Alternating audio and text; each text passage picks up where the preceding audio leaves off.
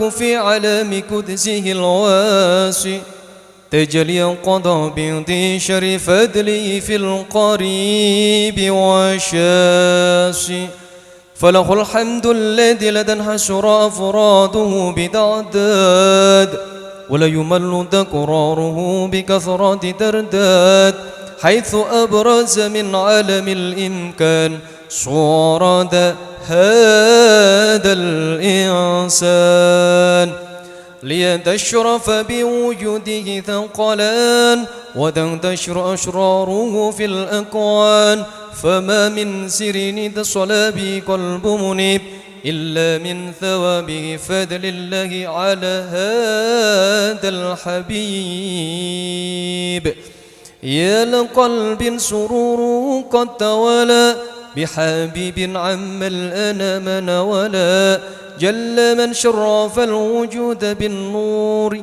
خمر الكون بهجة وجمالا قد تراق في الحسن أعلى مقامه ودناها في مجده وتعالى لاحته العيون فيما اجتلته بشرا كاملا يسيخ الضلالا وهو من فوق علم من قد رأته رفعة في صونه وكمالا فسبحان الذي أبرز من حضرات الامتنان ما يجز عن وصفه اللسان ويخر في تأكل معانيه الجنان انتشر منه في علام البطون والظهور ما ملأ الوجود الخلق نور فتبارك الله من إله كريم بشرتنا آياته في ذكر الحكيم ببشارة لقد جاءكم رسول من أنفسكم عزيز عليه ما عنتم حريص عليكم بالمؤمنين رؤوف رحيم فبقلب سليم فقد هدي إلى صراط مستقيم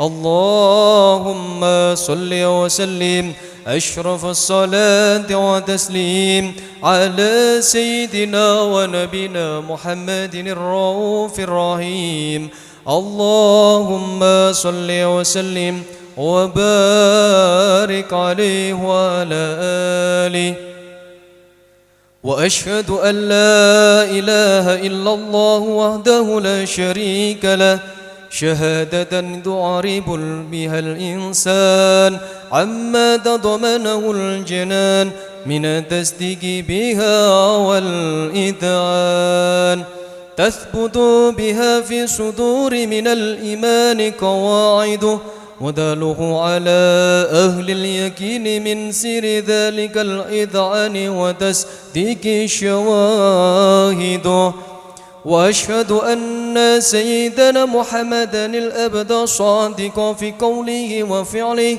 والمبلغ عن الله ما أمره بتبليغه لخلقه من فرده ونفله عبد أرسله الله للعالمين بشيرا ونذيرا فبلغ الرسالة وأدى الأمانة وهدى الله به من الأمة بشرا كثيرا فكان في ظلمة الجهل للمستبصرين سراجا وقمرا منيرا فما أعظمها من منة تكرم الله بها على البشر وما أوسعها من نعمة انتشر سروها في البحر والبر اللهم صل وسلم بأجل الصلوات وأجمائها واسك التحيات وأوسائها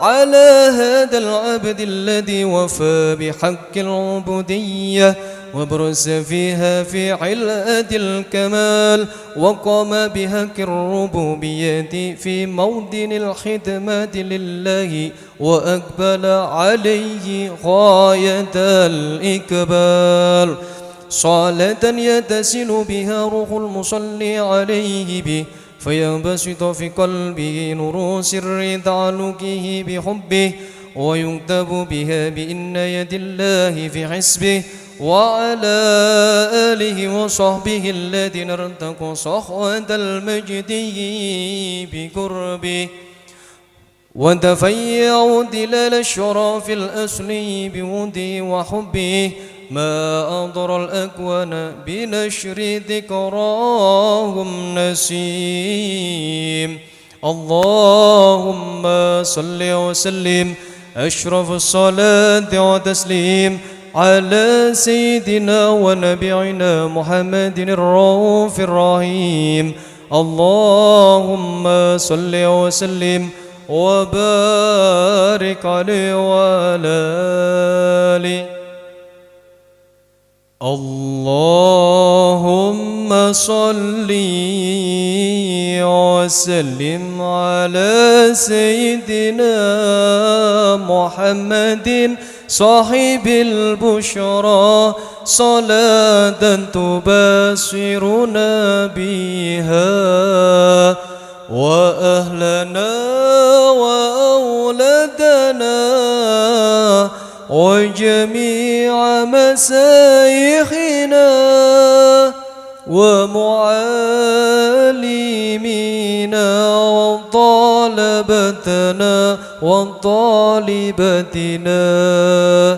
من يومنا هذا إلى يوم الآخرة اللهم صل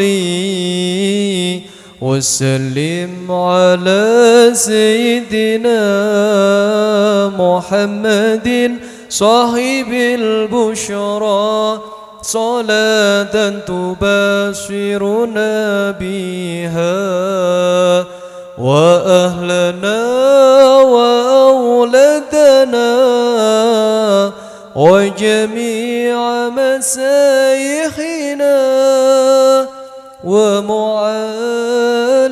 ومعلمينا وطالبتنا وطالبتنا من يومنا هذا إلى يوم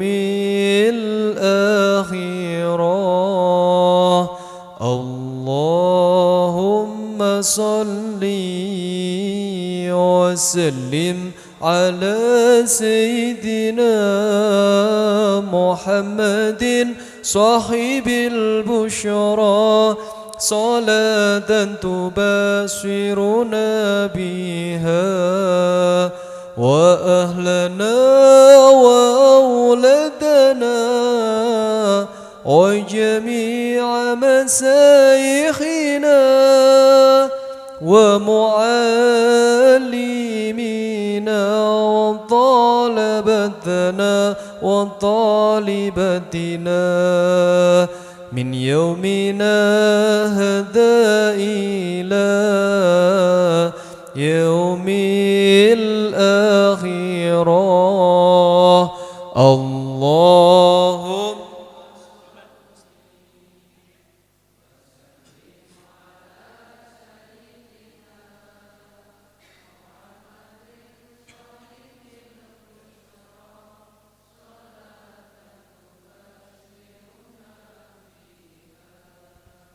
وأهلنا وأولادنا وجميع مسايخنا ومعلمينا وطالبتنا وطالبتنا من يومنا هذا يوم الآخرة اللهم صل وسلم على سيد محمد صاحب البشرى صلاة تبشرنا بها وأهلنا وأولادنا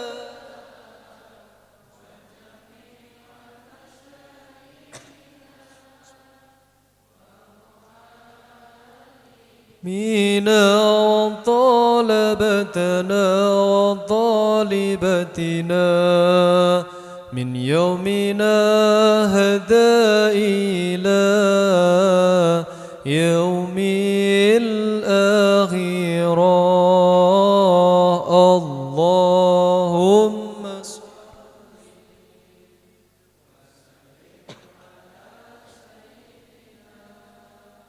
محمد صاحب البشرى صلاة تبشرنا بها وأهلنا وأولادنا وجميع مشايخنا ومعلمينا وطالبتنا وطالبتنا من يومنا هدى إلى يوم الآخرة اللهم صل وسلم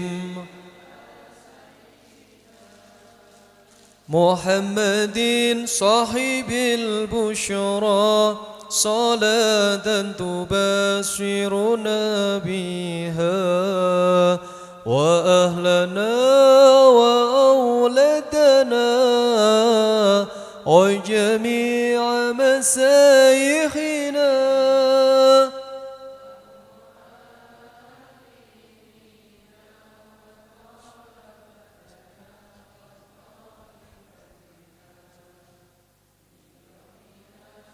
هدى إلى يوم الآخرة اللهم صل وسلم على سيدنا محمد صاحب البشرى صلاة تبشرنا بها وأهلنا وأولادنا وجميع مشايخنا ومعلمينا وطالبتنا وطالبتنا من يومنا هدى إلى يوم الآخرة اللهم صل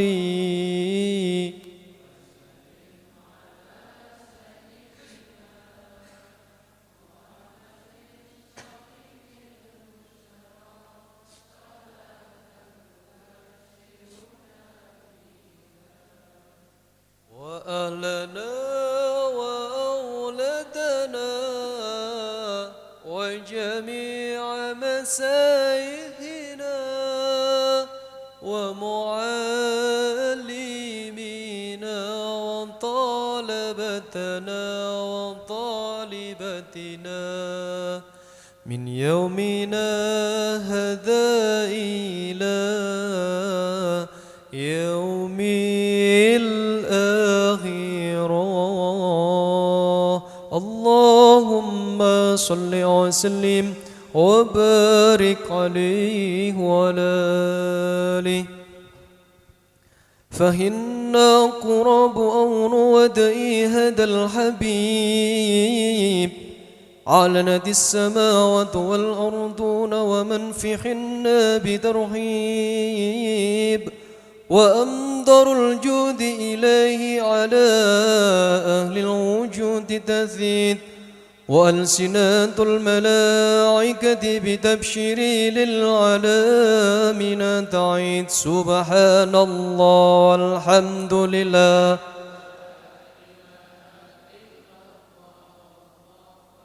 سبحان الله الحمد لله سبحان الله الحمد لله ولا إله إلا الله والله أكبر والقدرة كشفت كين عهد المسطور ليبرز نور كاملا في عالم الدهور نورا فوق كل النور وانفذ الحق حكمه على من أدم الله عليه النعمة من حواس الأمة أن يهدر عند ودئه أمة تعنسا لجانبها المسعود ومشاركة لها في هدى سماد الممدود فحضرت بتوفيق الله سيدة المريم وسيدة العاسية ومعهما من الحور العين من قسم الله له من الشرف بالكسمات الولود فانفلق صبح الكمال من النور عن أمود وبرز الحامد الود صلى الله على محمد صلى الله عليه وسلم صلى الله على محمد يا ربي صل وسلم عليه يا نبي سلام يا رسول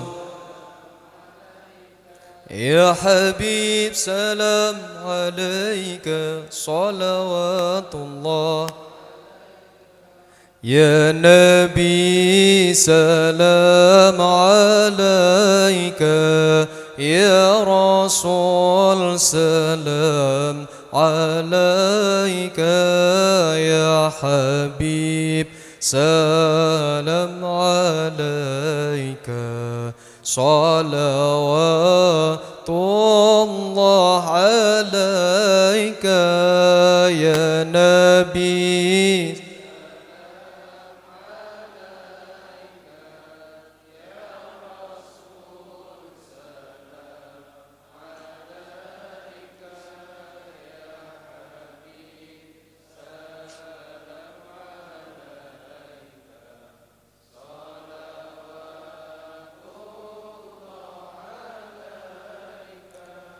أشرق الكون ابتهاجا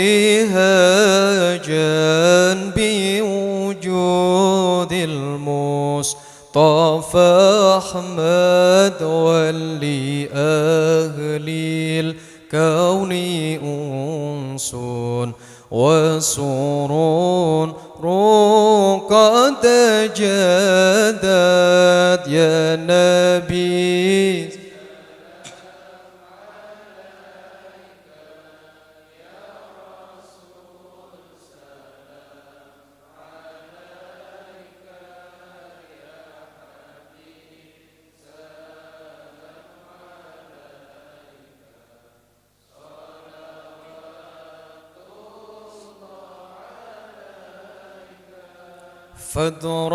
فاضربوا يا أهل المثاني فهذار اليوم غرت واستديعوا بجمال فوق في الحسن تفرد يا نبي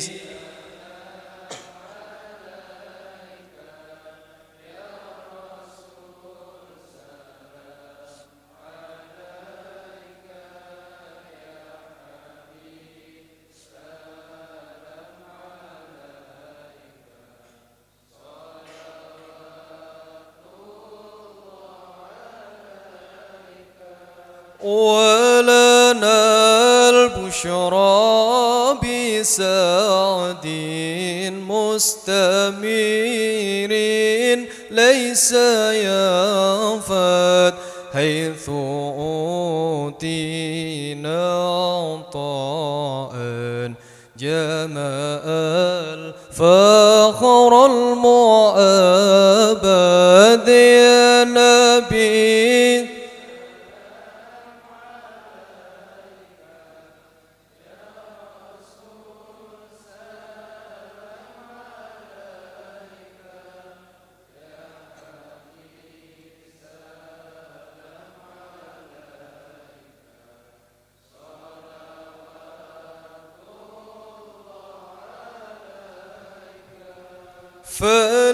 فلربي كل حمد جل أن يخصره الأد إذا حبانا بوجود المصطفى الهادي محمد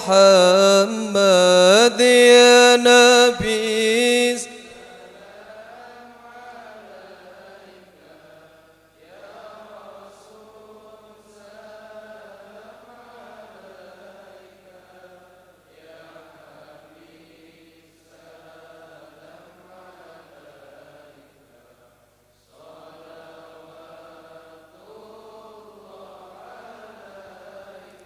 مرحبا يا رسول الله أهلا مرحبا بك إن بك نسعد مرحبا مرحبا يا نور العين مرحبا مرحبا جدال مرحبا وبجاهي يا إلهي مرحبا جود وبلغ كل مقصد مرحبا مرحبا يا نور العين مرحبا مرحبا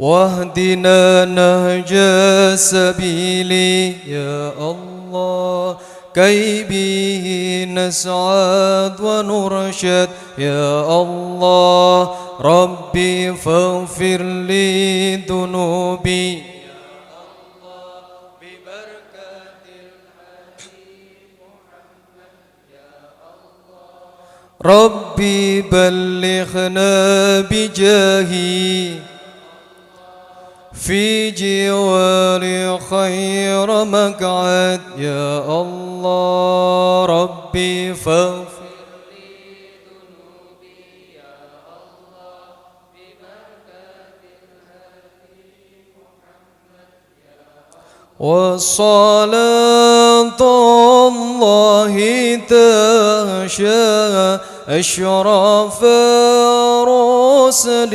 محمد والسلام مستمر كل حين يتجدد طال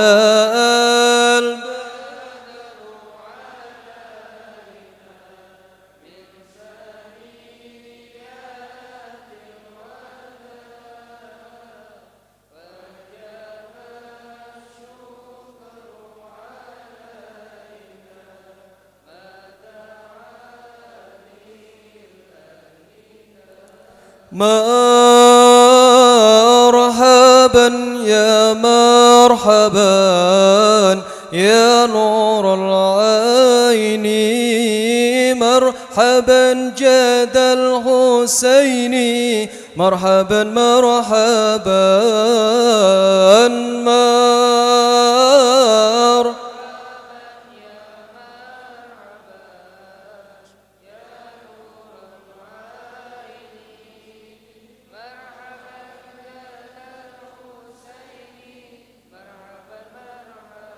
صلى الله على محمد صلى الله عليه وسلم صلى الله على محمد يا ربي صل وسلم يا نبي سلام عليك يا رسول سلام عليك يا حبيب سلام عليك صلوات الله عليك صلوا على النبي محمد.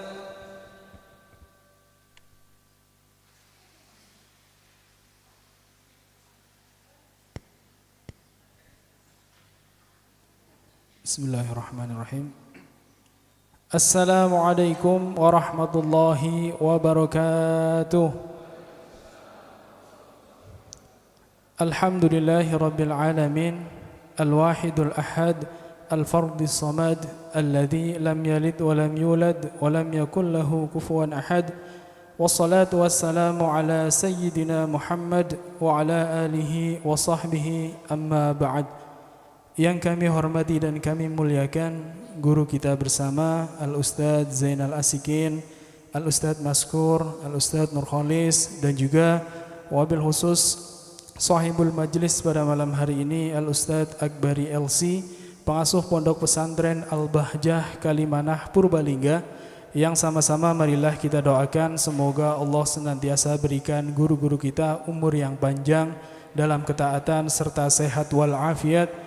Dan juga semoga Allah mudahkan segala urusan beliau, baik urusan dunianya maupun urusan akhiratnya, wabil khusus urusan dakwahnya. Mudah-mudahan selalu diberikan kelancaran dan kemudahan oleh Allah Subhanahu wa taala. Amin amin ya rabbal alamin. Juga yang kami hormati dan kami cintai kepada orang tua kami, para hadirin wal hadirat, para pemirsa dan juga para pendengar dimanapun berada. Alhamdulillahirabbil alamin, kita bersyukur kepada Allah Subhanahu wa taala yang telah memberikan kita kesehatan dan juga tentunya keistiqomahan sehingga pada kesempatan malam hari ini kita bisa menghadiri kajian rutin bulanan Sahabat Karim yang kita laksanakan setiap malam Rabu pekan pertama, tentunya di Masjid Baitul Karim, Dusun Kreteh, Desa Siwara, Kecamatan Karangreja, Kabupaten Purbalingga.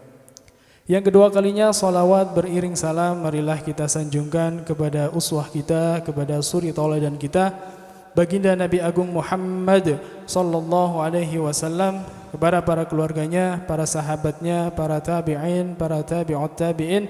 Mudah-mudahan kita selaku umatnya kelak akan mendapatkan syafaat khasah di yaumil qiyamah. Amin amin ya rabbal alamin. Baik hadirin jamaah yang dirahmati Allah Subhanahu wa taala, sesaat lagi kita akan mengikuti kajian dengan pembahasan kitab hadis Arba'in Nawawiyah dan juga kitab Safinatun Najah. Untuk itu marilah kita persiapkan hati dan juga pikiran kita untuk menerima ilmu-ilmu yang akan disampaikan langsung oleh guru kita tercinta Al-Ustadz Akbari LC. Baik, langsung saja kepada Al-Mukarram Al-Ustadz Akbari LC dengan segala hormat, waktu dan tempat kami persilahkan. Sallu ala Nabi Muhammad, sallu ala Nabi Muhammad, udhkuru salata ala Nabi Muhammad. Assalamualaikum warahmatullahi wabarakatuh. Bismillahirrahmanirrahim. Alhamdulillahi rabbil alamin.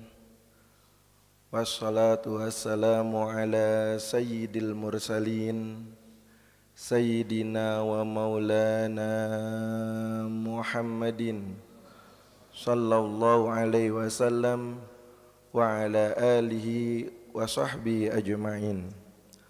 Allahumma la sahla illa ma ja'altahu sahla wa anta idza syi'ta an taj'al hazna sahla. Allahumma aftah alaina futuhal arifin wa faqihna fid din wa 'allimna ta'wil ya rabbal alamin. Rabbana la tuzigh qulubana ba'da idh hadaitana wa hab lana min ladunka rahmah innaka antal wahhab. Allahumma ij'al hadhil majalis khalisatan liwajhikal karim waj'al fi mizani hasanatina yauma nalqaka yauma la tamliku nafsun li nafsin syai'a wal amru yauma idzil lillah. Allahumma rzuqna taubata qablal maut wa syahadata 'indal maut wal jannata ba'dal maut. Amma ba'du. Kami muliakan, kami cintai guru kita semuanya, Al-Ustadz Zainal Asyikin, Al-Ustadz Nur Khalis, Al-Ustadz Maskur, para hadirin dan hadirat, pemirsa, pendengar dimanapun Anda berada. Mudah-mudahan Allah Subhanahu wa ta'ala memanjangkan umur kita semuanya dalam keadaan sehat walafiat, dimudahkan segalanya dan dikabulkan segala hajat-hajatnya. Alhamdulillah kita masih bisa melanjutkan kajian kitab hadis Arba'in An-Nawawiyah. Kita sudah sampai di hadis yang 17. Qala al-musannifu rahimahullah ta'ala nafanallahu bi'ulumihi fid dharaini amin ila anqal. An Abi Ya'la Shaddad ibn Aus radhiyallahu anhu. Dari Abi Ya'la. Abi Ya'la ini adalah Shaddad bin Aus radhiyallahu anhu, semoga Allah meridainya.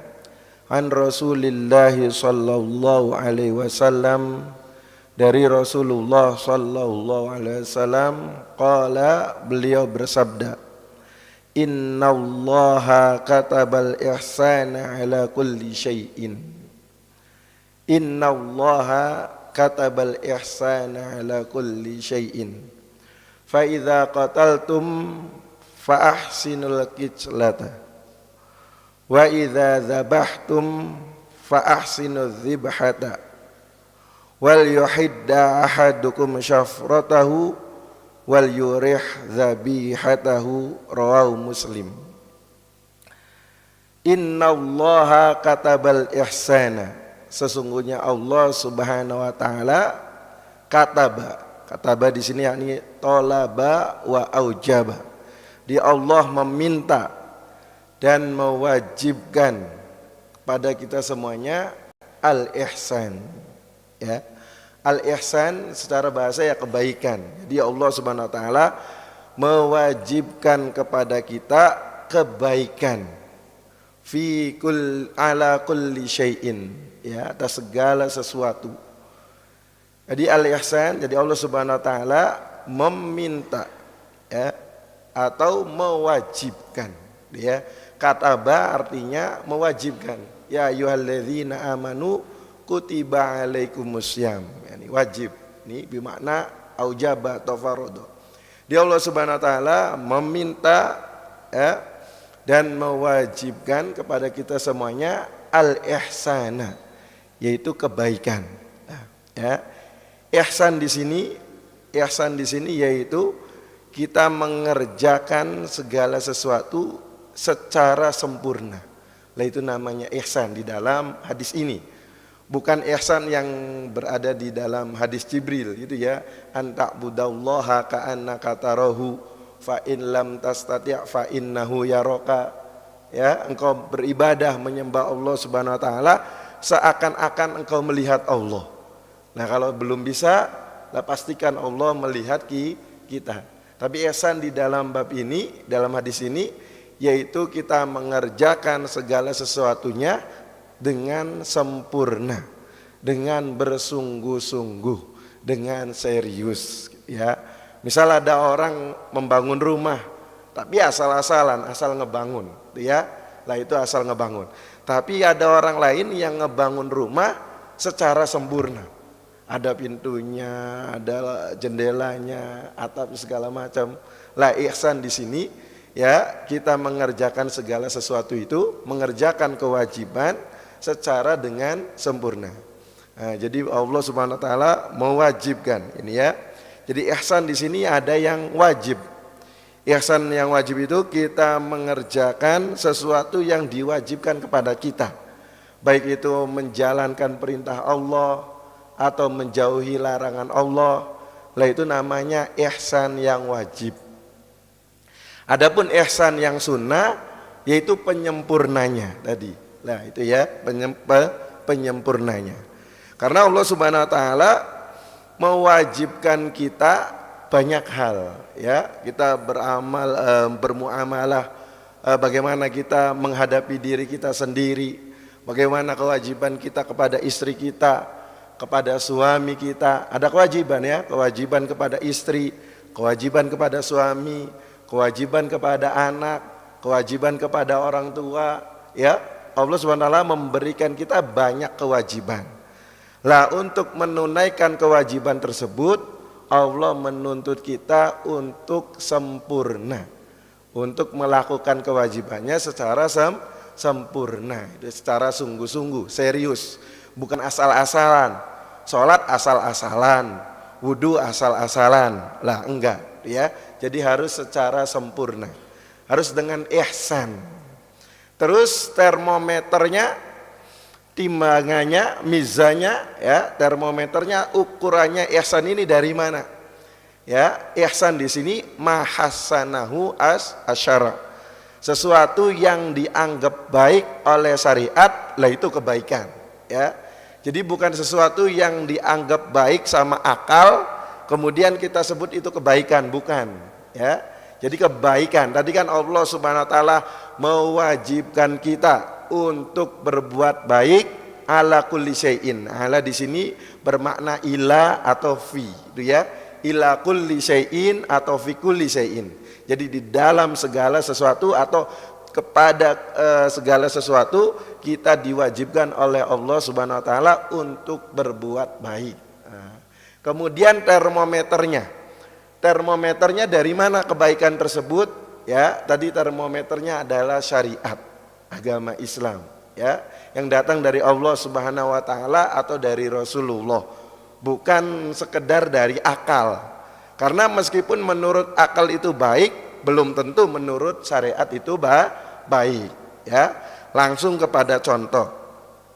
Misalkan ada orang pengen mengamalkan hadis ini, ya. Ada orang pengen mengamalkan hadis ini, bahwasanya Allah Subhanahu wa taala mewajibkan kita kebaikan di setiap apapun. Oh, berarti di saat kita ingin menyembelih binatang, ya. Oh, mungkin ada orang berpikir, lah kita kan disuruh berbuat baik kepada binatang tersebut. Lah kalau disembelihkan itu binatang terasa sakit, ya. Lah mungkin berarti kebaikan. Wah, bagaimana kalau dengan disuntik mati saja? Nah, itu kan, ya. Kalau disuntik mati itu, ya, baru disembelih, maka binatang tersebut tidak merasa kesakitan. Nah, ini menurut akal kebaikan dalam menyembelih binatang seperti itu, ya. Nah, tetapi kita tadi kan termometer, tolak ukurnya kebaikan itu bukan hanya dari akal, tetapi dari syariat. Nah, ya. Syariat mensyariatkan sembelihan itu harus dipotong urat pernafasan dan jalur makanannya harus dipotong, gitu ya. Lah sebab menurut para ilmuwan bahasanya darah yang berada di hewan itu, ya, itu cepat merusak daging. Jadi membuat penyakit, gitu deh, ya. Jadi kalau darahnya tidak dialirkan terus kita memakan dagingnya, lah itu menyebabkan penyakit, maka tidak boleh, ya, tidak boleh. Maka syariat dalam bab menyembelih binatang yaitu harus dialirkan darahnya, ya. Nah itu, jadi bukan hanya akal saja, ya. Jadi kita mengambil kebaikan tersebut, tolak ukurnya adalah syariat.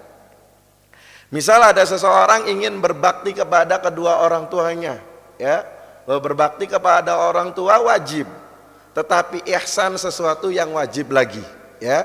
Jadi berbakti kepada sesuatu kepada orang tua wajib, lah itu ihsannya, berbuat baiknya, kesempurnaan di dalam kita berbakti kepada orang tua itu sesuatu yang lain, ya. Dan tolak ukurnya adalah syariat.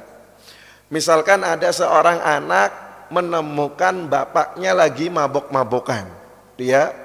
Nah, lalu bapaknya memerintahkan anak tersebut, "Nak, minta tolong. Aduh, bapak kurang nih minumnya, tolong ambilkan minuman tuh yang ada di kardus," gitu, ya. Nah, itu, ya.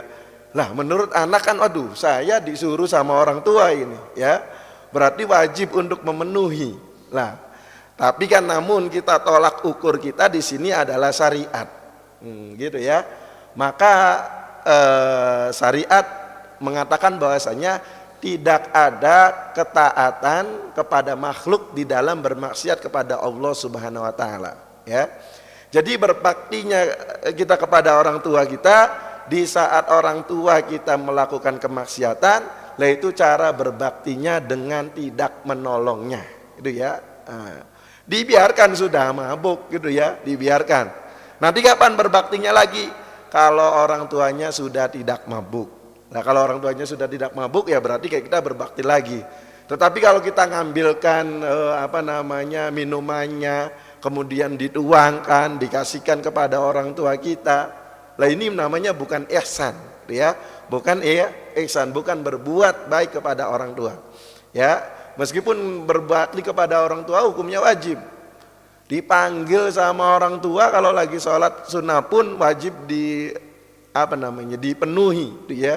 Lah, tetapi di dalam bab kemaksiatan yaitu kita tidak boleh menolongnya. Sama misalkan seorang suami. Lah ini pertama kaidahnya dulu, kaidahnya secara umum, innallaha katabal ihsana ala kulli syai'in. Bahwasanya Allah mewajibkan kita untuk berbuat baik terhadap di dalam segala hal, di dalam hal apapun, ya. Kemudian biasanya nanti Rasulullah memberikan contoh-contoh setelahnya itu ya, wa idza qataltum fa ahsinul qitla. Nanti contohnya, ya.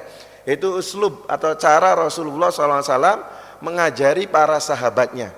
Jadi yang pertama diberikan kaedahnya dulu secara umum, baru diberikan contoh-contohnya. Karena dengan diberikan contoh, maka kaedahnya menjadi jelas, gitu ya. Nah, maka contoh lagi yaitu seorang suami. Seorang suami jika ingin pergi kerja, dia setiap pagi mengeluarkan uang yang berada di sakunya, ya. Dia kasihkan kepada istrinya, menanyakan kebutuhannya apa saja. Lah ini ya. Lalu suami tersebut memberikan nafkahnya kepada istrinya. Lah ini suami tersebut sudah menjalankan kewajibannya. Tetapi apakah suami tersebut sudah berbuat ihsan, berbuat baik kepada istrinya? Belum, ya. Benar dia telah menunaikan kewajibannya, tetapi dia belum berbuat ihsan, belum berbuat kebaikan. Nah terus bagaimana berbuat ihsannya? Berbuat ihsannya bukan hanya mengasih nafkah saja, bukan hanya mengasihkan uang saja, tetapi dengan muka yang senyum, gitu ya, seneng. Jadi bukan hanya cuma ngasih tok, berapa butuhnya? 100.000 bang, nih 100, dah apalagi dilempar gitu ya. Benar dia sudah menunaikan kewajibannya, tetapi belum melakukan ihsan. Sedangkan Allah di sini memerintahkan kita untuk berbuat ihsan di semua pekerjaan yang kita lakukan, ya, disuruh untuk menyempurnakannya. Sama misalkan seorang suami, dia keluar dari rumahnya di jalan, ya.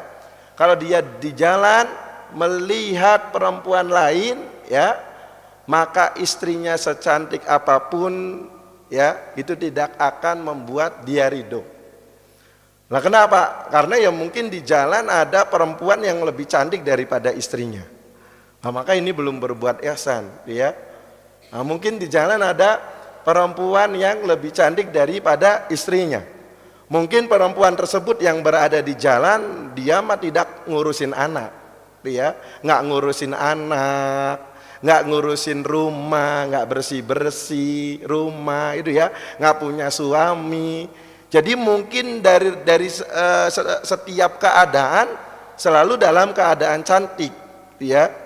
Nah, apalagi berbeda dengan istri kita yang di rumah. Nah, berbeda dengan istri kita yang di rumah, mungkin pulang-pulang istri lagi masak, menyiapkan makanan untuk suaminya, ya kan, suaminya datang, istri masih bau gorengan, gitu ya. Suami datang, istri masih beres-beres rumah, nyapu, ngepel, nyuci piring, gitu ya. Pakaiannya juga mungkin dikira pembantu kali istrinya, gitu ya. Nah, mungkin suami pulang, istri lagi sedang ngasuh anaknya, nah gitu ya.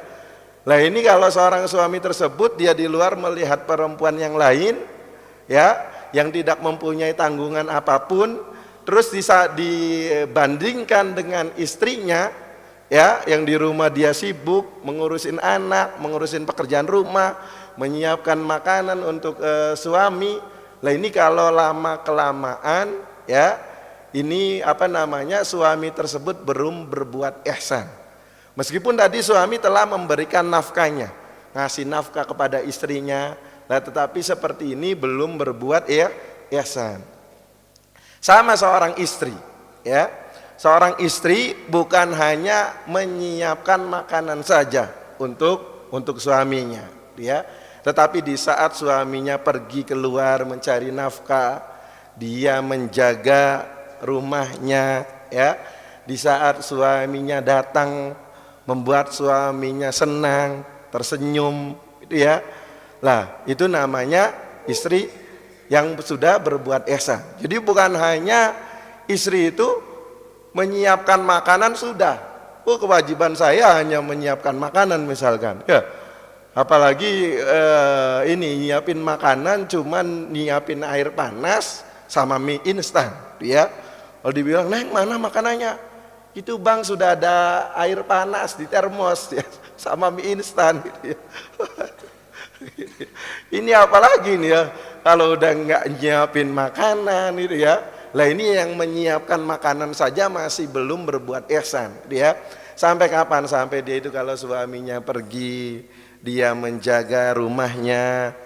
Kemudian kalau suaminya datang, dia menggembirakan suaminya, ya. Kemudian juga menjaga harga dirinya, menjaga harta suaminya. Nah ini seperti yang disabdakan oleh baginda Nabi Muhammad SAW. Idza nadzara ilaiha sarathu. Jika suami melihat istrinya sarathu, maka istri tersebut membuat suaminya senang, gembira. Wa idza amaraha ata'atsu. Kalau suaminya memerintahkan kepada istrinya, maka istrinya ata'atsu, mematuhinya, mentaatinya. Wa idza ghaba anha, kalau suaminya gaib, lagi pergi, ya, hafizathu fi nafsiha wa malihi. Maka istrinya tadi menjaga harga dirinya, menjaga hartanya suaminya. Lah ini ya. Maka idza nazara ilaiha sarathu. Jika suami tersebut melihat istrinya sarathu, maka istrinya menggembirakan atau menyenangkan suaminya. Lah itu baru berbuat ihsan, ya. Maka yang harus diketahui sama istri-istri, bahwasanya kewajiban dia, ibadahnya dia itu, yaitu bagaimana dia menyenangkan, menggembirakan suaminya, ya. Di saat suaminya datang, dibuat gembira, dia buat seneng, maka bagaimana? Maka dia harus menjaga ya semuanya itu, ya, menjaga kecantikannya, menjaga pakaiannya. Nah itu seperti itu. Jangan sampai kalau di rumah pakai bajunya asal-asalan, tidak pernah dandan buat suaminya. Giliran pengen keluar baru dandan, rapi. Wah ini nggak bener, ya. Belum berbuat ihsan, gitu ya. Jadi yang namanya rumah tangga itu terdiri dari dua bagian tersebut ini, ya. Kalau semuanya menjalankan kewajibannya, maka di dalam keluarga tidak akan ada masalah, ya. Kalau suaminya menjaga pandangannya, istrinya juga menyenangkan suaminya, gitu ya. Nah sama-sama menjalankan ihsan, maka di dalam rumah tangga lah itu tidak akan ada masalah, gitu ya. Bahkan kan permasalahan zaman sekarang timbul banyak seperti itu. Bahkan kalau pengantin baru pun, ya, kalau suaminya melihat perempuan yang lain, meskipun baru menikah, lah itu tidak lama pasti hubungannya akan retak, ya. Nah, maka kalau suaminya menjaga pandangannya, istrinya menjalankan juga kewajibannya, Lah itu tidak akan ada masalah di dalam keluarga, ya. Lah ini sama Rasulullah setelah itu memberikan contoh, ya, setelah memberikan kaidah umum bahwasanya Allah Subhanahu wa taala mewajibkan kita untuk berbuat ihsan, ya. Kalau kita melakukan pekerjaan harus secara sempurna. Itu sama dengan hadis innallaha ta'ala yuhibbu idza amila ahadukum amalan an yutqinahu. Innallaha sungguhnya Allah Subhanahu wa taala yuhibbu itu senang. Idza amila ahadukum jika kalian melakukan pekerjaan, suatu pekerjaan, ya, an yutqinahu untuk itqon, untuk bersungguh-sungguh, untuk serius gitu ya, bukan yang asal-asalnya. Lah setelah itu Rasulullah memberikan contoh. Wa idza qataltum fa ahsinu al-qitlatah. Ya, jika kalian membunuh, ya, jika kalian membunuh fa ahsinul qitlatah, maka bunuhlah dengan cara yang baik. Wa idza dzabhtum, dan jika engkau menyembelih binatang, fa ahsinu adzibhata, maka sembelihlah dengan cara yang baik.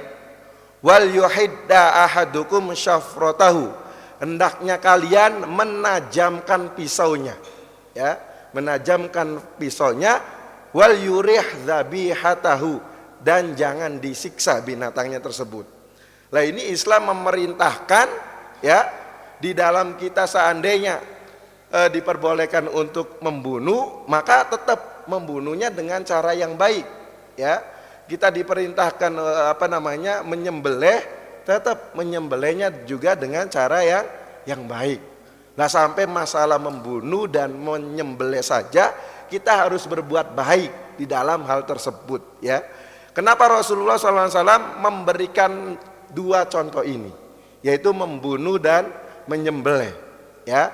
Nah, Rasulullah memberikan contoh ini yaitu paling rendahnya, ya, paling rendahnya ihsan, berbuat baik, yaitu di saat membunuh dan menyembelih, apalagi kepada sesuatu yang diperintahkan untuk menjaga hidupnya, yang meskipun yang boleh dibunuh pun kita harus berbuat baik, apalagi yang diperintahkan untuk menjaga kehidupannya, ya, maka lebih lagi. Baik, kita sarahin satu persatu.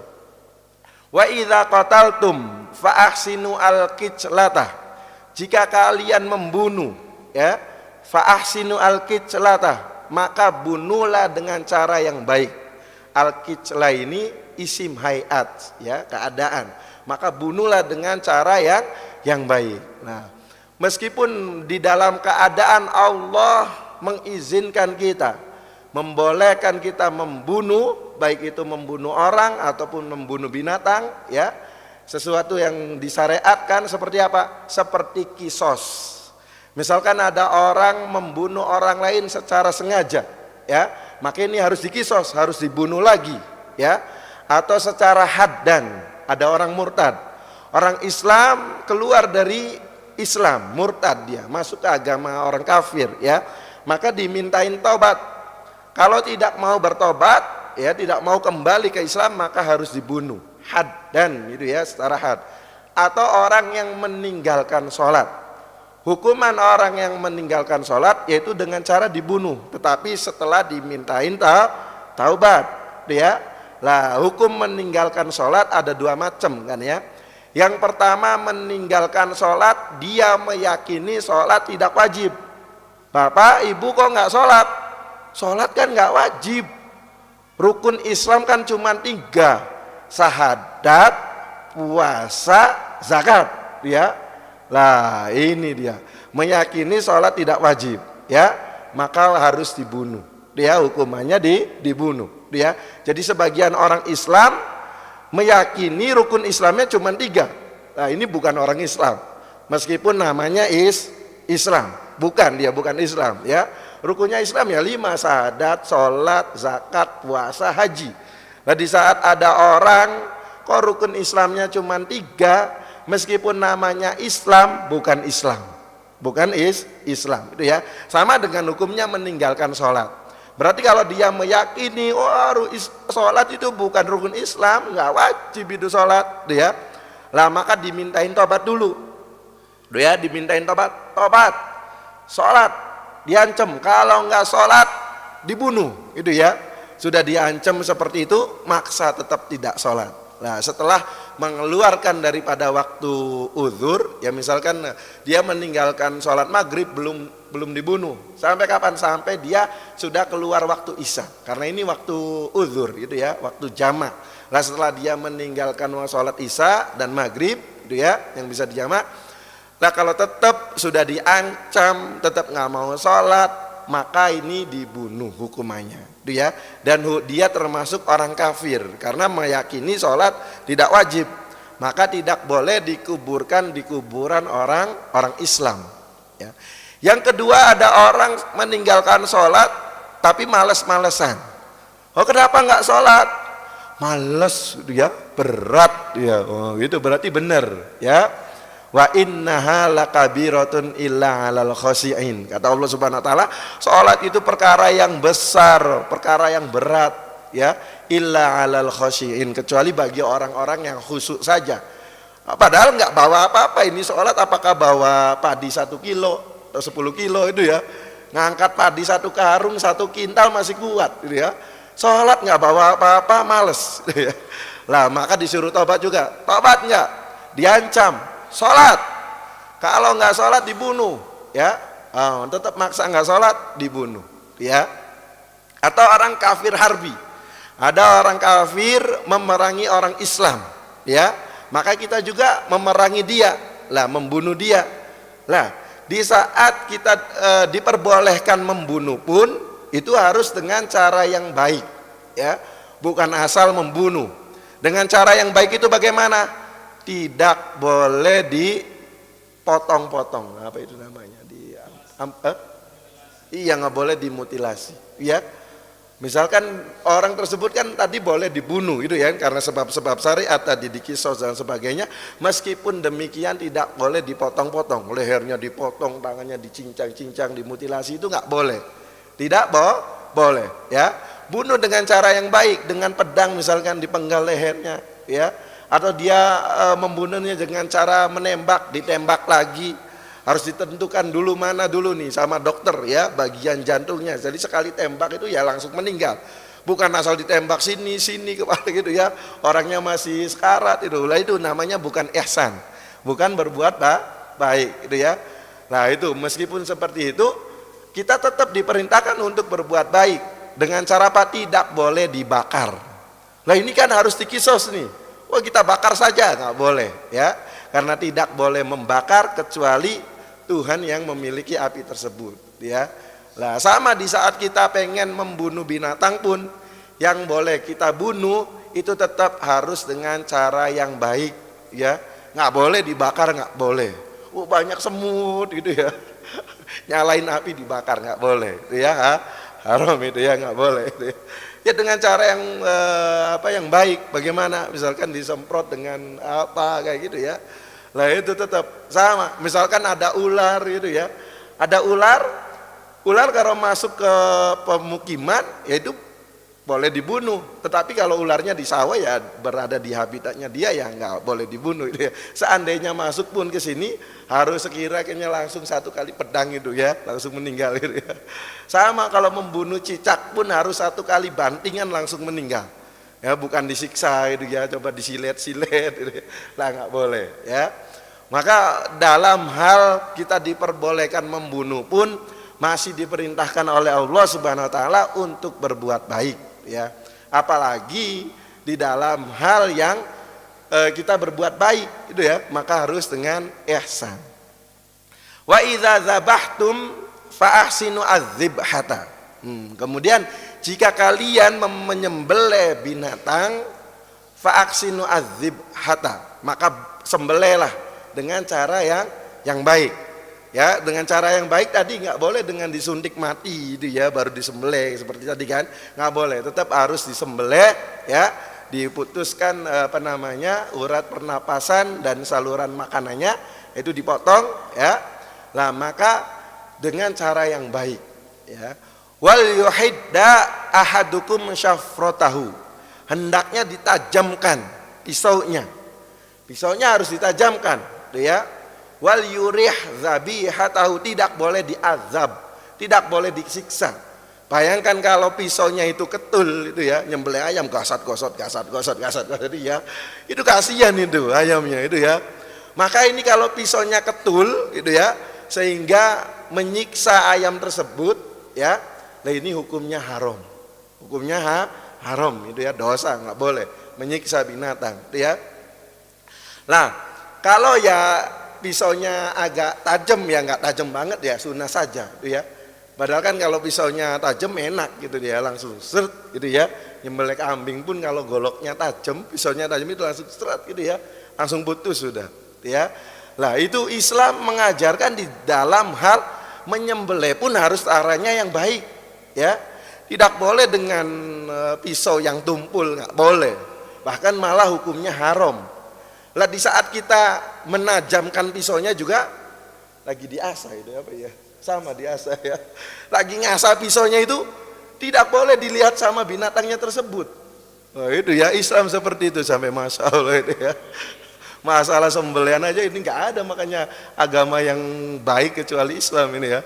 Sampai masalah ngasah goloknya atau itu ya, ngasah pisaunya itu nggak boleh di depan binatangnya. Kenapa ya? Meskipun mereka nggak punya akal, mereka mempunyai rasa. Mereka tahu ini saya mau disembelih ini ya. Berarti kita menyakiti perasaan binatang tersebut gitu ya. Nggak boleh. Nah di saat nggak boleh juga itu pisaunya itu diajukan, apalagi dilihatkan sama binatangnya itu ya, diumpetin gitu ya. Sampai kapan? Kalau pengen disembelih baru dilihatkan gitu ya. Lah nyembelihnya pun nggak boleh di hadapan teman-temannya, gitu ya.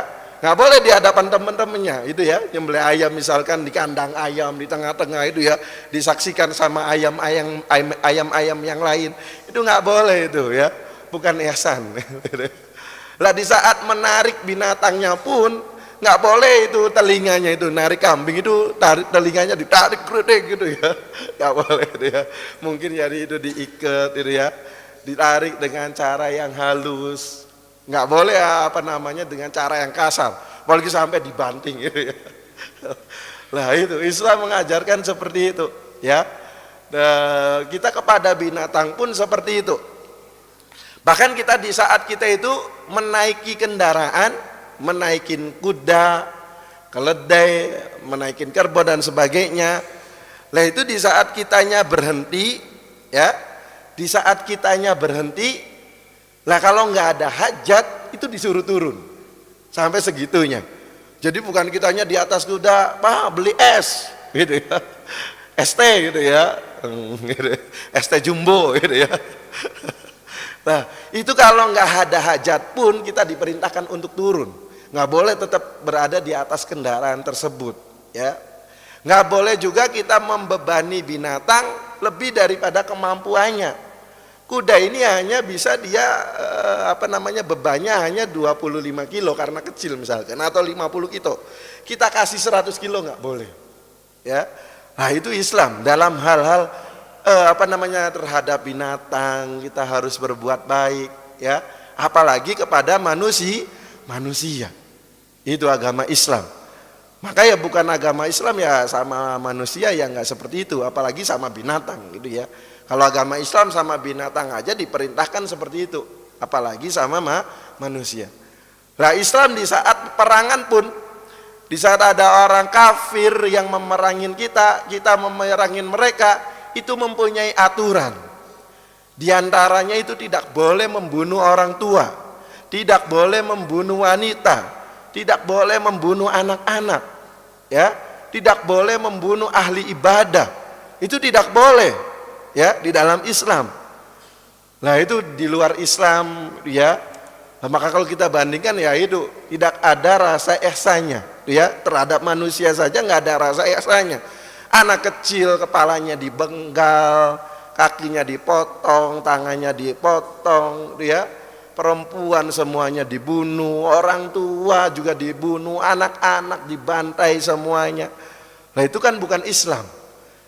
Orang di luar Islam sama manusia saja perlakuannya seperti itu, apalagi sama binatang. Berbeda dengan agama Islam, yang sama binatang saja banyak aturannya, ya, apalagi sama manusia. Jadi innallaha katabal ihsana ala kulli syai'in. Allah mewajibkan kita untuk berbuat baik di dalam segala sesuatu, dalam hal apapun, termasuk di dalam bab ibadah, wudhu kita, sholat kita, zakat kita, puasa kita, haji kita, tawaf kita. Lah itu kewajiban. Tetapi di samping kita melakukan kewajiban, ada yang namanya ihsan, yaitu secara sempurna melakukan kewajiban. Ya wudhu ya bukan asal-asalan, kecubuk gitu ya, gitulah itu ya.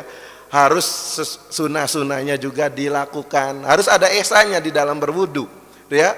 Jangan terburu-buru. Rasulullah melihat ada sahabat itu terburu-buru wudu sehingga itu tumitnya ini apa nih? Telapak kaki apa ini? Ya, tumit ya. Tumitnya itu enggak kebasuh karena dia itu buru-buru. Rasulullah kelihatan. Itu langsung angkat suara Rasulullah. Wa'ilul lil aqabi minan nar, itu ya. Celaka itu bagi tumit yang tidak dibasuh. Lah itu ya. Kenapa? Karena wudunya buru-buru. Maka ihsan di dalam berwudu, selain kita melakukan fardu-fardunya wudu, lah itu sunnah-sunnahnya, adab-adabnya itu dilakukan. Lah itu ihsan di dalam berwudu. Ihsan di dalam sholat kewajiban, ya. Meskipun hati kita nggak khusyuk, nggak hadir itu ya, lah sudah kita sudah melakukan kewajiban. Tetapi di sini ada yang namanya ihsan, yaitu melakukan sholat secara sempurna dengan hadir hati, bahwasanya kita ini sedang melakukan sholat, khusyuk sholatnya. Nah itu ihsan di dalam sholat. Ihsan di dalam tawaf, ya. Ihsan di dalam tawaf ya muter-muter keliling Ka'bah sudah cukup 7 kali, itu ya. Meskipun dia itu sambil video itu ya, sambil ngonten. Ya alhamdulillah ini kita lagi tawaf, kita ini umroh yang ke-10 bersama sahabat karim gitu ya. Ya. Meskipun ya tawafnya ya sudah 7 kali ya beres gitu ya. Sambil selfie itu ya. Lah itu ya. Sudah beres, sudah melakukan kewajiban, tetapi belum melakukan ihsan ya. Ihsan di dalam al-tawaf ya, dengan cara memperbanyak zikir, cara memperbanyak doa. Lah itu ihsan. Ya di dalam puasa kita, puasa bukan hanya menahan lapar dan dahaga saja, ya. Kam min shaimin laisa lahu min siyami ilal ju' wal atas. Berapa banyak orang yang berpuasa ya, tidak mendapatkan apa-apa kecuali lapar dan dahaga saja. Emang dia sudah menggugurkan kewajiban, tetapi dia belum ihsan. Karena ada sesuatu hal yang membatalkan pahalanya puasa, menggunjing, berdusta dan sebagainya, itu khamsun yuftirna shaim itu ya. Lah diantaranya menggunjing, berdusta dan sebagainya. Nah itu ihsan di dalam ibadah. Terus ada yang namanya ihsan di dalam bermuamalat, ya, seperti jual beli, itu ya. Rahimallahu imro'an, kata Rasulullah SAW, semoga Allah merahmati seseorang, samhan idza ba'a wa idza ishtara wa idza iktado, ya. Dia itu mudah di saat berjual beli, di saat membeli, di saat menjual mudah, di saat membeli mudah, di saat mengambil haknya, menagih utang juga mudah. Lah itu ya namanya ihsan. Mungkin ada orang jual beli, berapa ini wortel? 15.000, dia 10.000 sajalah. Oh enggak, belinya aja belum dapat, gitu ya. Nah, sudah jual beli ini ya, cuman belum berbuat ihsan, ya. Namanya pedagang kalau berbuat ihsan ditawar, ya kalau ini masih ada untungnya, nawarnya juga wajar ya. Bukan harganya 15.000 ditawarnya 5.000 gitu ya. Ya enggak wajar ini ya. Lah itu samhan, dia memudahkan. Lah ini dia sudah melakukan ihsan di dalam jual beli itu ya. Sama di saat membeli juga harus dengan mudah. Lah ini jadi ihsan di setiap keadaan, di setiap perkara itu ya. Sampai kita diperintahkan untuk berbuat ihsan kepada malaikat. Lah bagaimana ini berbuat ihsan kepada malaikat, ya? Lah itu diantaranya jangan melakukan hal yang malaikat tidak sukai, gitu ya. Malaikat pencatat amal nggak sukai, ya kita jangan melakukan. Lah jangan juga kita makan makanan yang menyebabkan bau, ya.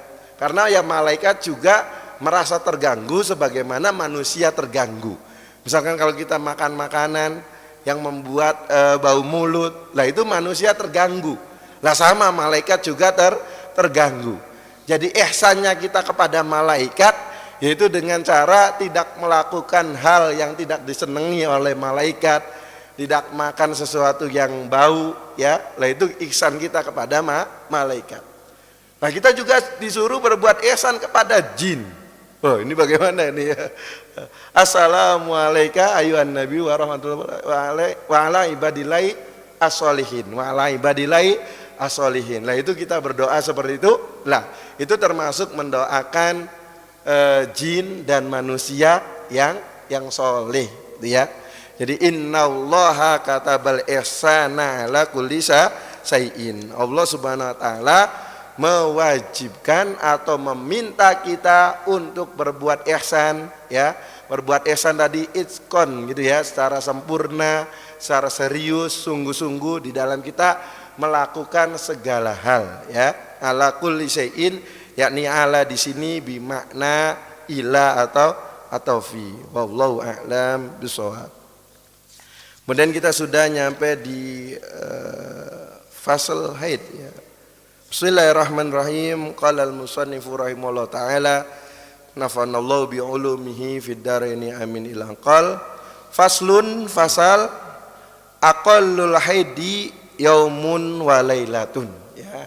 Ini kita hanya baca saja itu, ya, karena pembahasan bab haid ini panjang, harus ada waktu khusus, ya.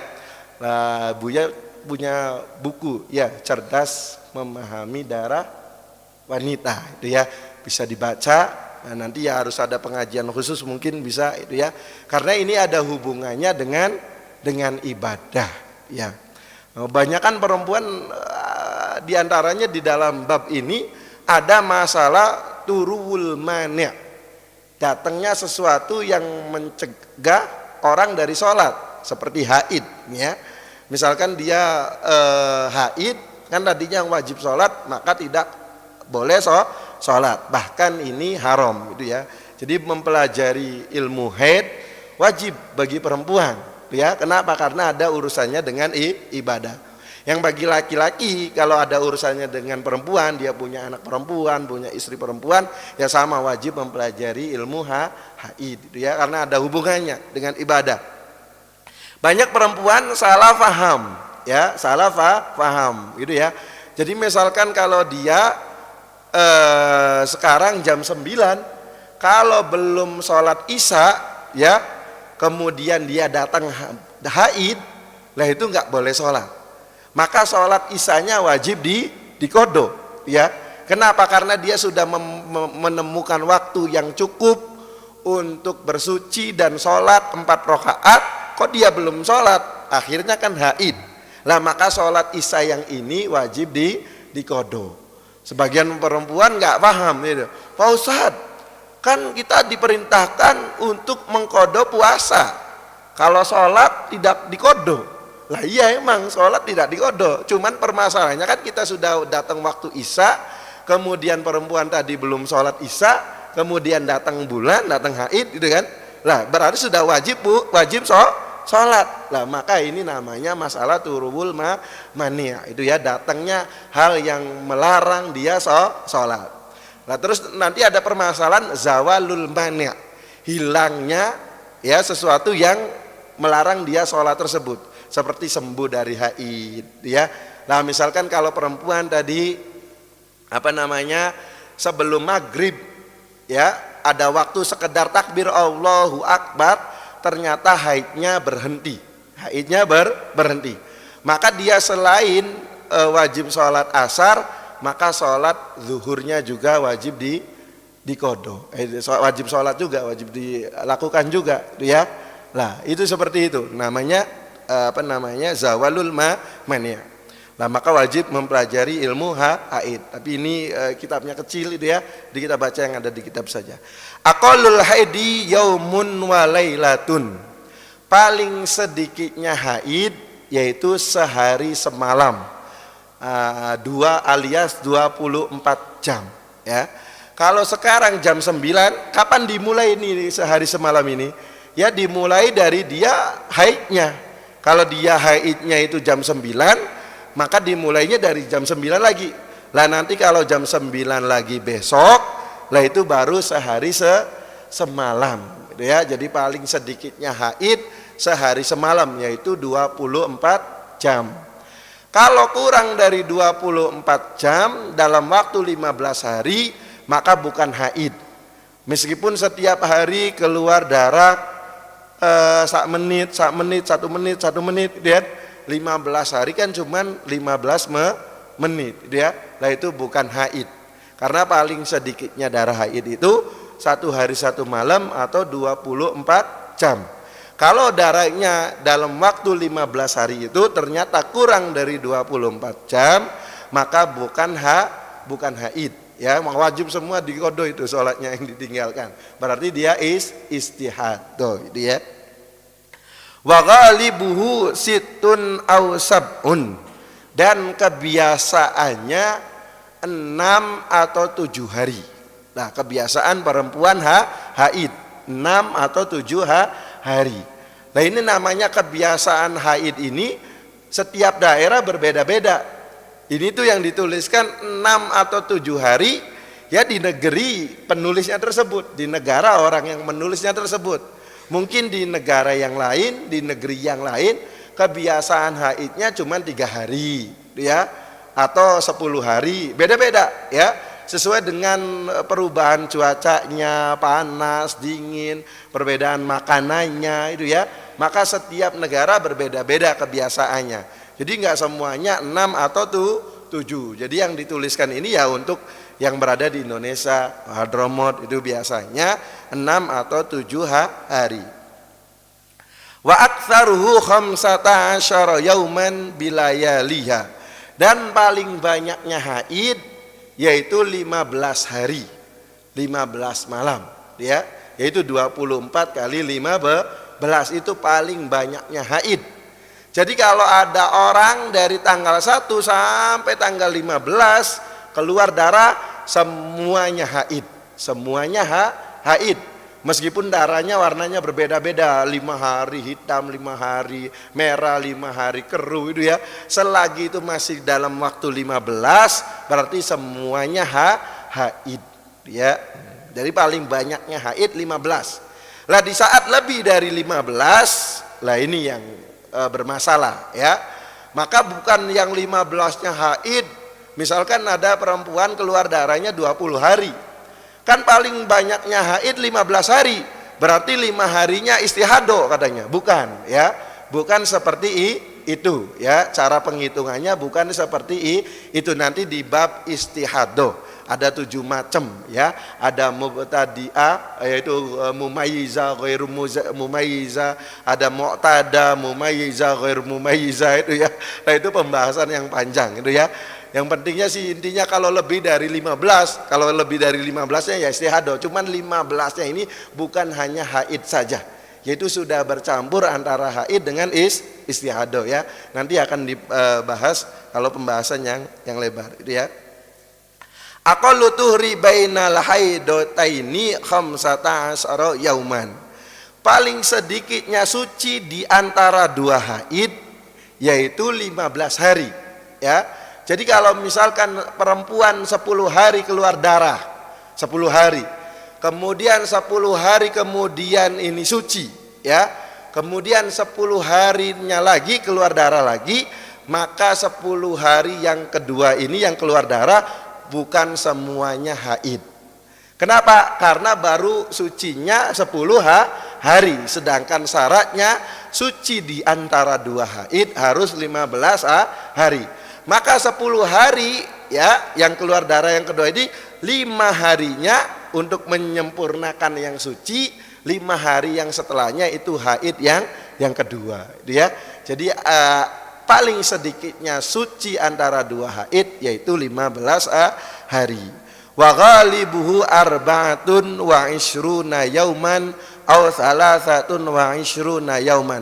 Dan biasanya sucinya perempuan itu 24 hari atau 23 hari.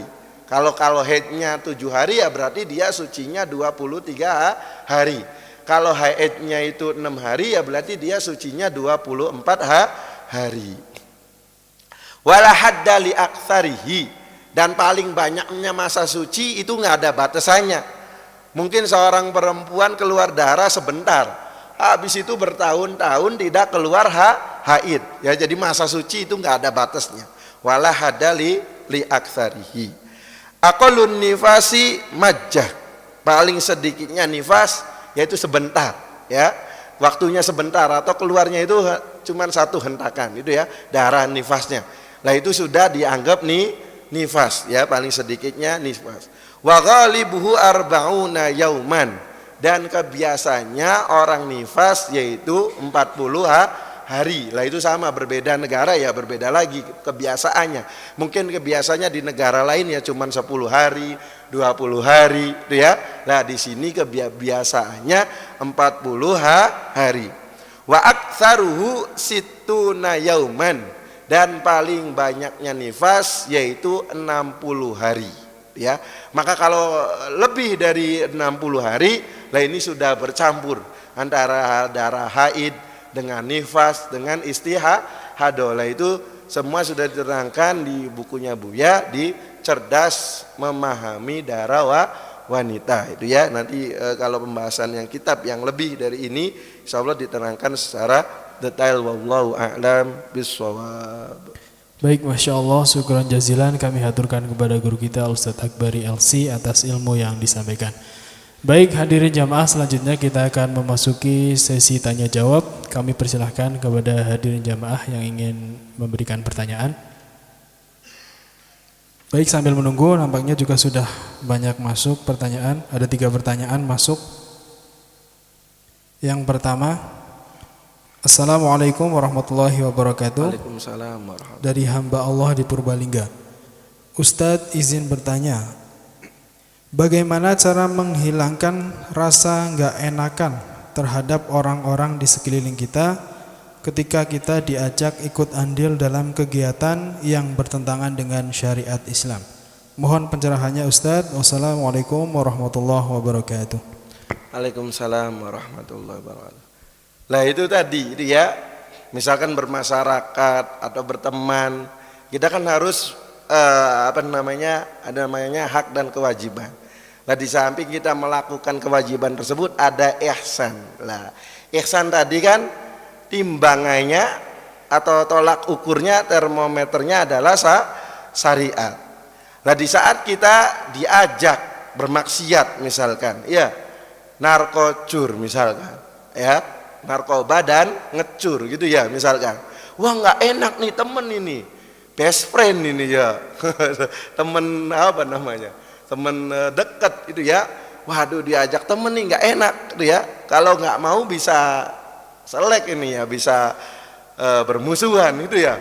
Lah itu, maka kalau dia memenuhi ya bukan berbuat ihsan. Bahkan ihsannya dia itu untuk tidak menolong temannya bermaksiat, ya. Kayak tadi kan orang tua pengen minum khamr gitu ya. Nah itu berbuat baiknya kita kepada teman di saat kita diajak bermaksiat, itu dengan cara kita tidak menolongnya dalam kemaksiatan. Karena kalau kita menolong dalam kemaksiatan, man a'ana ala maksiatin fa huwa minhum. Barang siapa yang menolong kemaksiatan, maka dia juga bagian dari kemaksiatan tersebut. Bahkan meskipun setengah kalimat, ya, setengah kalimat. Uktul bunuh, itu ya, cuman setengah saja. Nah itu sudah disanggap sebagai pembunuh. Padahal cuman ngomong bu, sebelahnya nu, ya, bunuh setengah kalimat saja. Uktul itu ya. Nah itu sudah termasuk sebagai pembunuh. Lah maka ihsannya kita yaitu yaitu tidak ikut-ikutan bermaksiat. Nah, cuman ya nanti caranya saja yang indah atau yang cantik seperti itu ya. Jadi dengan cara tidak boleh ikut ke dalam kemaksiatan. Ya wallahu a'lam bishawab. Baik, pertanyaan selanjutnya. Assalamualaikum warahmatullahi wabarakatuh. Waalaikumsalam. Allahumma sholli ala Sayyidina Muhammad wa ala ali Sayyidina Muhammad. Saya Alwi di Padamara. Pak Kiai izin bertanya, mohon maaf di luar tema. Ketika sesama perempuan kan kami pernah mendengar boleh melihat leher atau rambut wanita yang tanpa berhijab, yang itu sebenarnya adalah aurat wanita. Kemudian untuk laki-laki, apakah boleh melihat lutut sesama laki-laki, yang itu juga termasuk aurat laki-laki? Karena sampai hari ini masih banyak laki-laki yang menggunakan celana di atas lutut. Mohon pencerahannya. Wassalamualaikum warahmatullahi wabarakatuh. Waalaikumsalam warahmatullahi. Nanti di bab setelahnya ini bab sholat ya, ada namanya pembahasan aurat. Ada auratnya laki-laki, ada auratnya perempuan. Kalau auratnya laki-laki baik di dalam sholat ataupun di luar sholat, yaitu di antara pusar dan lutut. Ya, auratnya laki-laki baik waktu sholat atau di luar sholat, maka yang wajib ditutup bagi laki-laki yaitu di antara pusar dan lutut, gitu ya. Lah selebihnya nggak wajib, gitu ya. Maka di luar sholat pun seperti itu. Meskipun kita lagi berenang, main bola, itu ya, tetap harus ditutup lututnya laki-laki, nih ya. Bagaimana main bola itu ya, biasanya pakai celana kolor gitu ya.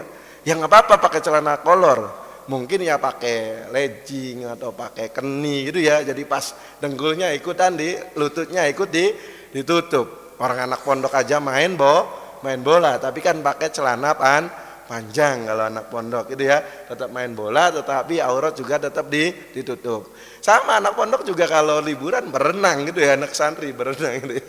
Nah, tetapi kan semuanya pakai panjang gitu ya. Jadi kalau laki-laki, nah itu baik itu di dalam sholat ataupun di luar sholat, auratnya tetap di antara pusar dan lutut. Berbeda dengan perempuan. Ya, perempuan di dalam sholat ya itu sekujur tubuhnya kecuali wajah dan telapak tangan sama punggung tangannya juga. Tuh perempuan. Lah di luar sholat perempuan di hadapan mahram dan perempuan yang muslimah itu ya, lah itu di antara pusar dan lutut. Tetapi jangan disalahfahami ya, bukan berarti apa namanya ini adik saya ini gitu ya, hanya menutup pusar dan lututnya saja, bukan gitu ya.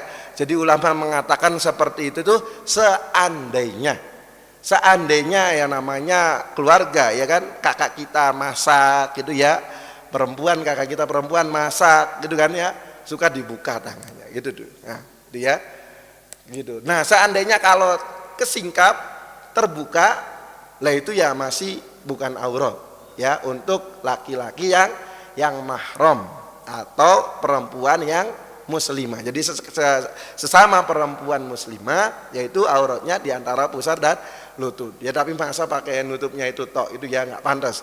Cuman seandainya kelihatan itu ya masak bareng gerah itu, tapi ya nggak ada laki-laki yang lain itu ya, dibuka kerudungnya atau lehernya kelihatan ya nggak masalah itu ya, karena auratnya perempuan muslimah di depan perempuan muslimah yang lain yaitu di antara pusar dan lutut. Wallahu a'lam bishawab.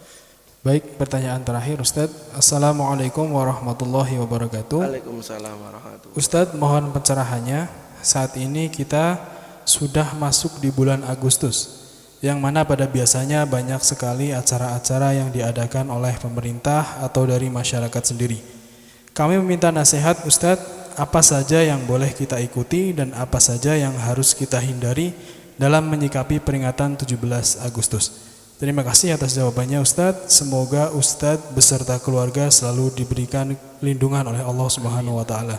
Assalamualaikum warahmatullahi wabarakatuh. Memperingati 17 Agustus, lah itu maknanya kita bersyukur ya. Bersyukur kemarin kita dijajah, kemudian sekarang bisa merdeka. Lah itu kita mengungkapkan rasa syukur kita.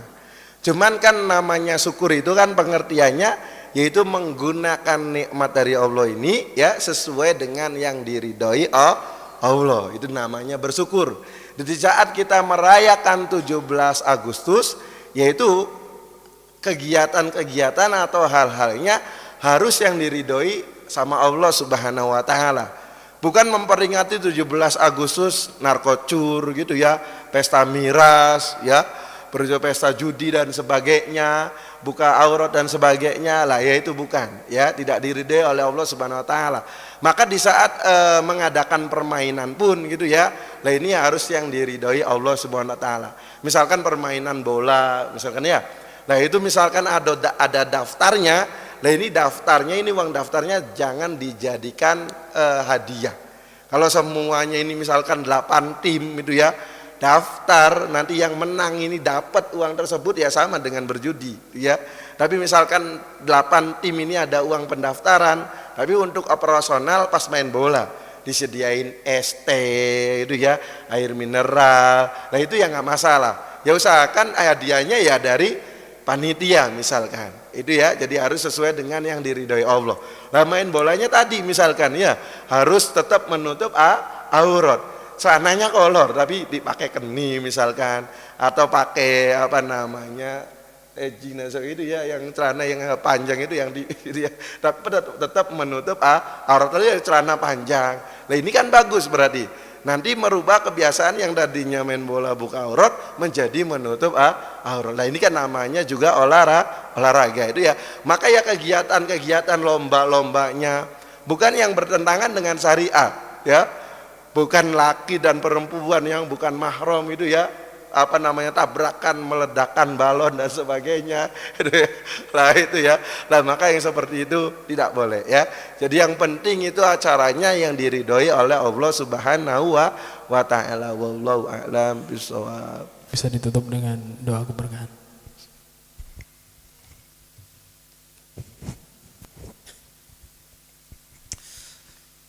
Assalamualaikum warahmatullahi wabarakatuh. Waalaikumsalam warahmatullahi wabarakatuh. A'udzu billahi minasyaitonir rajim. Bismillahirrahmanirrahim. Alhamdulillahirabbil alamin, hamdan yuafi ni'amahu wa yukafi majdah. Ya rabbana lakal hamdu kama yanbaghi jalali wa li'azimi min sultanik. Allahumma shalli ala sayyidina Muhammad wa ala ali sayyidina Muhammad. Allahumma a'inna ala dzikrika wa syukrika wa husni ibadatik. Rabbana zalamna anfusana wa in lam taghfir lana wa tarhamna lanakunanna minal khasirin. Rabbana la tuzigh qulubana ba'da idh hadaytana wa hab lana min ladunka rahmatan innaka antal wahhab. Rabbana hab lana min azwajina wa dhurriyyatina qurrata a'yunina waj'alna lil muttaqina imama. Rabbana ighfir lana wa liwalidina wa li jami'il muslimina wal muslimat wal mu'minina wal mu'minat al ahya'i minhum wal amwat innaka ala kulli syai'in qadir. Allahumma inni a'udzubika minal hammi wal hazani wa a'udzubika minal ajzi wal kasali wa a'udzubika minal ujubni wal bukhli wa a'udzubika min halabati daini wa qahri rijal. Allahumma ya hafidhu ya nasiru ya latifu ya waqim ya Allah. Allahumma inna nas'aluka al-faqwatin al-farahmatin wal fabarokatin al-fadawain wal fariskin birahmatika ya arhamar rahimin. Allahumma inna nas'aluka ridhoka wal jannata wa na'udzubika min sakhatika wan nar. Allahumma inna nas'aluka salamatan fid din wa fiyatan fil jasadi wa fil mi wa barakatan fi rizqi wa taubatan qabla al maut wa rahmatan indal maut wa maghfiratan ba'dal maut. Allahumma hawina alaina fi sakaratil maut wa najatan minan nari wal fa'idhan hisab. Rabbana atina fid dunya hasanatan wa fil akhirati hasanatan wa qina adzabannar. Wa sallallahu ala sayyidina Muhammad wa ala alihi wa sahbihi wa sallama. Subhana rabbika rabbil izzati amma yasifun wa salamun alal mursalin walhamdulillahi rabbil alamin. Wassalamualaikum warahmatullahi wabarakatuh. Waalaikumsalam. Mungkin ini saja yang bisa kami sampaikan, kurang lebihnya